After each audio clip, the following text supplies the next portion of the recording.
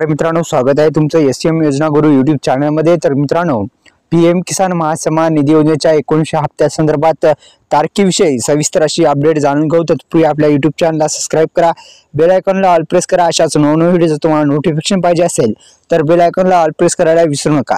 भारतीय अर्थव्यवस्थेचा मोठा भाग कृषी क्षेत्रावर आधारित आहे आणि याच कारणास्तव देशातील शेकडो शेतकऱ्यांच्या उत्पन्नाचा मुख्य स्रोत ही शेती संबंधित आहे। मात्र आजही देशात करोडो शेतकरी आर्थिकदृष्ट्या दुर्बल आहेत आणि या शेतकऱ्यांना आर्थिक मदत देण्यासाठी त्यांचे भविष्य सुरक्षित करण्यासाठी भारत सरकार अनेक योजना, जे उत्तम योजना आहे ते राबवत आहे आणि प्रधानमंत्री किसान महासन्मान निधी योजना ही देखील यापैकी एक आहे। प्रधानमंत्री किसान महासन्मान निधी योजनेअंतर्गत भारत सरकारने 2019 मध्ये ही योजना सुरू केली आणि दरवर्षी आता जे 6000 रुपये आहेत ते मिळणार आहेत दर वर्षाला।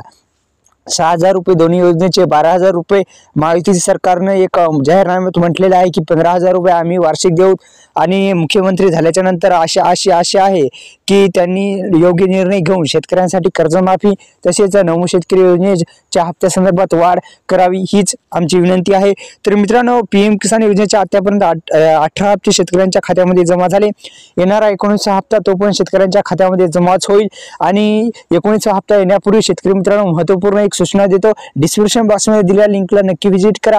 तर मित्रांनो, एक महत्त्वपूर्ण अशी सूचना द्यायची होती ती म्हणजे ई-केवायसी प्रक्रिया ज्यांची राहिलेली आहे त्यांनी लवकरात लवकर करून घ्या, कारण हप्ता जे आहे तो लवकरात लवकर शेतकऱ्यांच्या खात्यामध्ये जमा होणार आहे। कारण की मित्रांनो, लक्षात घ्या, ई-केवायसी प्रक्रिया जर नो असेल तर तुम्हाला हप्ता मिळणार नाही, कारण की ई-केवायसी ही अनिवार्य केली आहे। त्यामुळे मित्रांनो, ई-केवायसी प्रक्रिया पूर्ण करा। तसेच आपल्या यूट्यूब चॅनलला सबस्क्राइब करायला विसरू नका, बेल आयकॉनला ऑल प्रेस करा, तसेच या व्हिडिओला लाईक करा आणि आपल्या यूट्यूब चॅनलला सबस्क्राइब करायला विसरू नका, बेल आयकॉनला ऑल प्रेस करा।